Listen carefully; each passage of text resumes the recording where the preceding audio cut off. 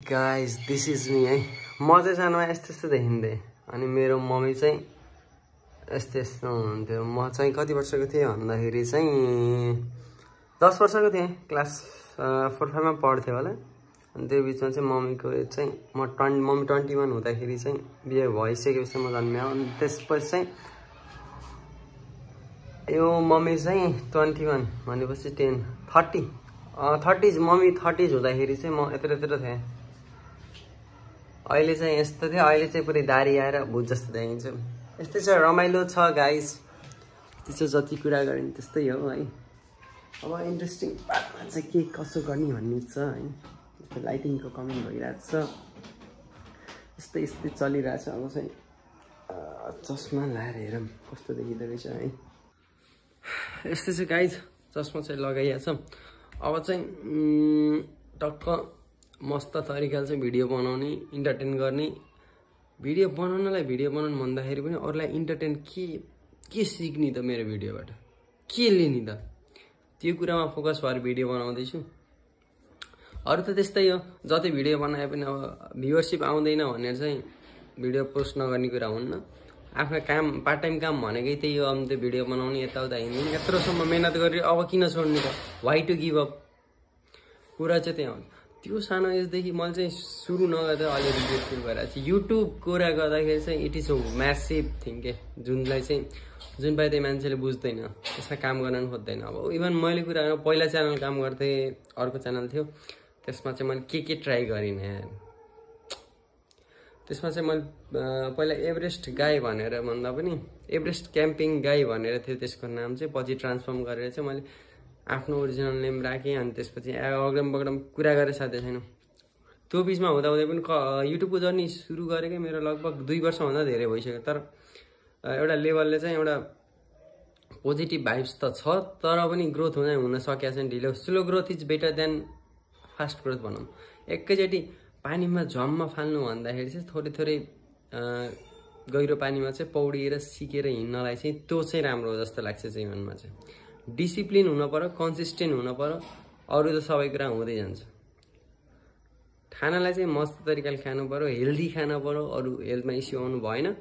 त्यही कुरालाई फोकस गरेर चाहिँ म आफ्नो डाइट प्लानलाई फलो गरेर चाहिँ मैले है खाना पकाउँछु। तर पकाएर अहिलेसम्म कस्तो खाना मिठो हो भन्ने कुरा नि केही थाहा छैन।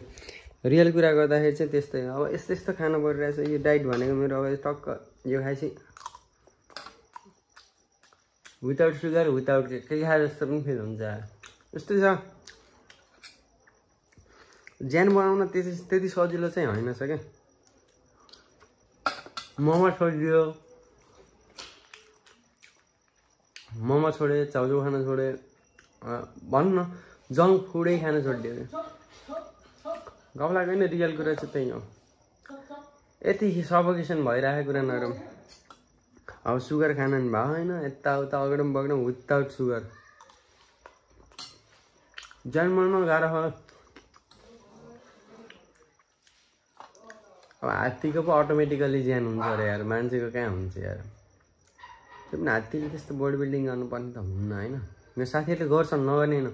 अस्ति भर्खर मेरो एउटा साथी नि उहाँ सुनसरी पुगेर टक्क बडीको ताता राखेर यस्तो मेरो भिडियोमा चाहिँ म एक्लै भए जस्तो फिल भइरहेछ है। मेरो भ्युज आउनलाई पनि कोही मान्छे भ्लगमा देखिन पर्छ जस्तो हुन्छ क्या है।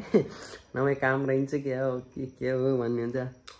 रमाइलो हो, बिना स्ट्रेस भएर बिन्दास तरिकाले जिउने, अरू बारेमा जस्तो जीवन भओस्।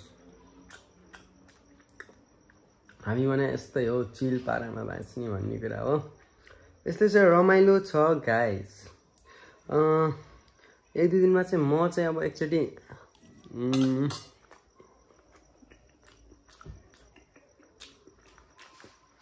कोठामा बसेर भन्दा पनि टक्क यताउता माहौल बनाएर हिँड्दैछु है।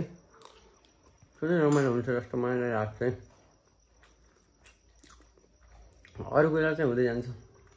लगायत म धेरै बोल्न पनि छैन, डाइट खानु पनि छ। यस्तै छ। अब यो च्यानललाई चाहिँ कसरी हुन्छ ओ माई गड भन्ने तरिकाले बनाउनु छ। ठिक छ, भिडियो हेर्दै गर्नुहोस्। भोलि चाहिँ मैले के राख्छु भन्दाखेरि चाहिँ टक्क मैले अलिअलि गरेको वर्कआउटहरू त्यसपछि ट्याक्क ओभरअली कुरा त मैले के गर्छु त भन्ने तरिकाले ट्याक्क राख्नु पर्यो क्या। त्यो हुँदाखेरि प्लस पोइन्ट चाहिँ मलाई फाइदा चाहिँ त्यही है, ताउता अगडम बगडम के हो भन्नु परेन है, जो त्यही रमाइलो इन्टरटेन गर्ने तरिकाले राख्छु म।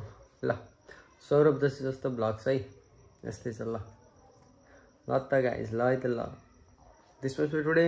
नयाँ हुनुहुन्छ भने सब्सक्राइब गरिहालौँ है, इन्ट्रेस्टिङ भिडियोज आउँछ नै। आज चाहिँ मलाई थोरै धेरै समस्या भएर मैले बाहिर गएर भिडियो बनाउन सकिनँ, अरू चाहिँ त्यस्तै छ। ल त guys, this was for today, bye by.